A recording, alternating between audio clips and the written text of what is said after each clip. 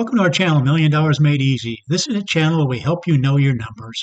We set up spreadsheets, and what we do is use actual returns for the last 100 years using the S&P 500 returns, and we simply project ahead what similar returns might do for you in the future. So this is what we're going to look at. I just recently saw this headline: 70% of Americans don't think they will reach $1 million for retirement. The numbers show less than 10% actually do. Should they be concerned? Let's run some numbers here. Let's say, for example, somebody's 40 years old. They've been able to save up to $25,000 in their retirement accounts, and they figure they can save $300 a month. And their future expenses, currently they're $5,000, so we're going to go ahead and account for a 3% inflation rate over the next 27 years. If they retire at age 67, that'd be 27 years. So there's 5,000. They're going to need over $11,000 to have the same buying power as the 5,000 today. And if we run the numbers, you can see that in the worst case scenario, again, using these numbers right here, the worst case scenario, you'd be out of money by age 73. And that's using numbers from 1955.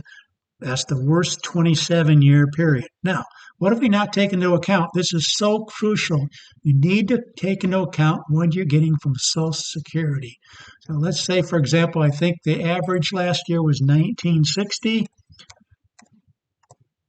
Now, you can see in the worst case scenario, money's around age 82. The second worst would be age 83. That's using 1956 numbers.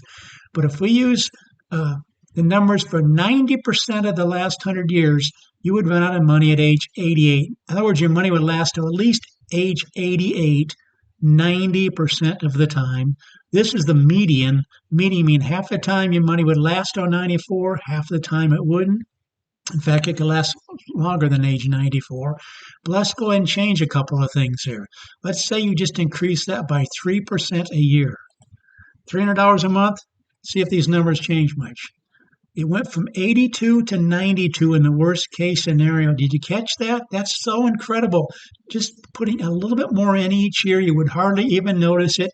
And yet in the worst case scenario, running out of money at age 82 without doing that, second worst 83, and 90% of the time your money would last till age 88.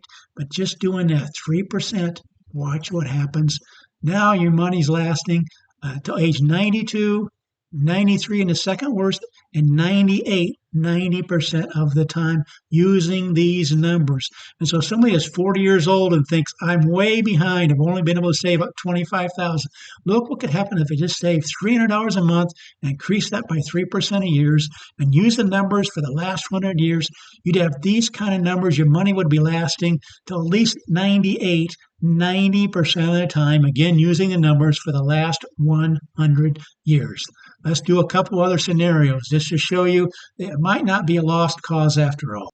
Let's take another individual. He's 35 years old, hasn't been able to save a dime. And they figure the same $5,000 a month. And over the next, in this case, 32 years from age 65 to 67, this 5,000 inflated for 32 years at a 3% inflation rate, you're going to need 12,875. Let's also see what would happen if we save that $300 a month. $300 a month gets them to age 75 in the worst case scenario, 75 in the second worst, and only 76 in this case. But again, what have we not taken into account? We have not taken into account Social Security. Let's just use $2,000 a month and watch how all these numbers change. This is the age that you run out of money. This is 90% of the time. Your money lasts till 76. The median is age 80. But watch what happens when we click on the $2,000 a month. Now your money's lasting until age 91. This is in the worst case scenario, folks. 92 for the second worst, and 96, 90% of the time your money's lasting until at least age 96. Don't forget to take into account Social Security. I think people are getting overly concerned. If you can have 25, 30, 35 years till retirement and get this money working for you, you can have these kind of numbers so that your money lasts. But you've got to take into account what Social Security is going to do for you. Now, what would happen if you only got 75% of that? Because they're talking about Social Security possibly running out of money, or at least you'd be getting less money, you'd be getting 75%. Well, that'd be $1,500 a month. Watch what this would be then. $15 a month, worst case scenario. Now your money's lasting until age 82 in the first and second worst scenarios, age 87. So even if you're only getting 75% of what you might be thinking you might get now, this is what you would have. Now, let's go ahead and do something else. Let's say if you want to retire a little bit earlier, that's when you start having some issues with these kind of numbers. I'm going to stick with the 2000 again. 2000. So we get age 96. Now, if you want to retire at age 66, that's one less year for this $300 a month to grow and one less year for Social Security to grow. Now you're running out of money 10% of the time at age 85. The median is age 93. So you can see it might be a little problematic if you don't have something already saved. But again, if we just increase this, say we increase that to $400 a month, now all of a sudden your money lasts even in the worst case scenario. To catch that, going from $300 a month to $400 a month made all the difference in the world. You could still go out at age 66. How about age 65? Age 65, now we got the worst case scenario. Again, this is the worst in the last 100 years. Age 87, your money would last till. Second worst, age 92. And 90% of the time, your money would last till at least age 94 if you wanted to go at age 65. If you want to go out a little bit earlier than that, you might have to save a little bit more. Let's see what age 64 does. 64, let's go to $500 a month. Now your money lasts 90% of the time, and even the worst case scenarios last till the age 98. Again, we're taking $500 a month, increasing that by 3% a year. So somebody that's age 35 that has nothing saved so far and gets started saving this kind of money, this is what you can look forward to. Don't forget to take into account Social Security. I think that's what people are failing to realize. You don't necessarily need $1 million. Look at these actual numbers here, folks. We're going to go down here and see a 29-year period. Let me go down here just a second here. Okay, this is age 29. The worst case scenario, your money's lasting until age 98. Well, look how much you'd actually have. You'd have $794,000. You'd be quite a bit short of that $1 million, and yet your money would still last. This is the worst case scenario using numbers from 1950. Your numbers would last till age 98. This is the second worst, $824,000. And even 90% of the time, your money would have at least $904,000. You'd still be short of that $1 million, and still your money would last. You need to realize that Social Security can make a huge difference. Let's just do one more thing. Let's say you want to go out at age 62.